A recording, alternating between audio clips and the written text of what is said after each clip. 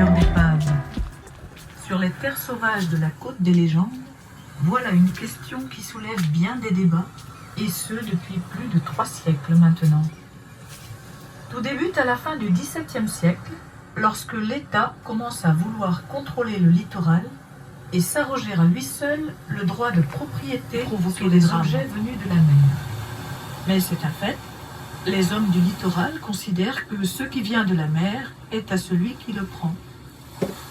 Caoutchouc, barriques de vin, porcelaine de Chine ou encore oranges et même paquets de tabac s'échouent sur la côte et sont méticuleusement ramassés par les pagandis. Les navires désossés et les objets récupérés sont rassemblés sur les dunes. Une petite économie locale où chacun peut venir se servir pour améliorer son quotidien.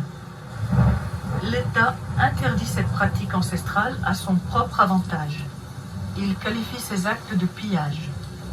Il y a aussi de terribles naufrages, comme en 1817, quand l'Indian se brise sur les rochers et que 193 personnes se noient. Les corps ramenés sur la côte sont détroussés par les populations locales.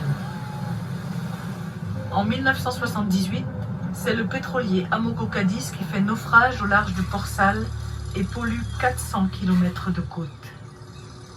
Malgré les efforts acharnés de quelques 40 000 militaires et bénévoles, moins de 10% du pétrole a été récupéré.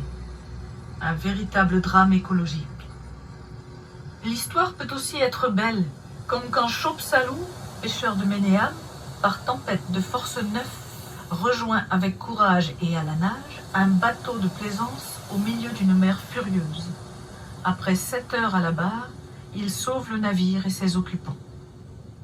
Il descendait, j'avais peur qu'il me tombe sur la tête, et quand il s'est enfoncé, je me suis précipité plus vite, j'ai pu prendre dans la rambarde, et ça m'a soulagé d'un seul coup, puis j'étais dans le bateau.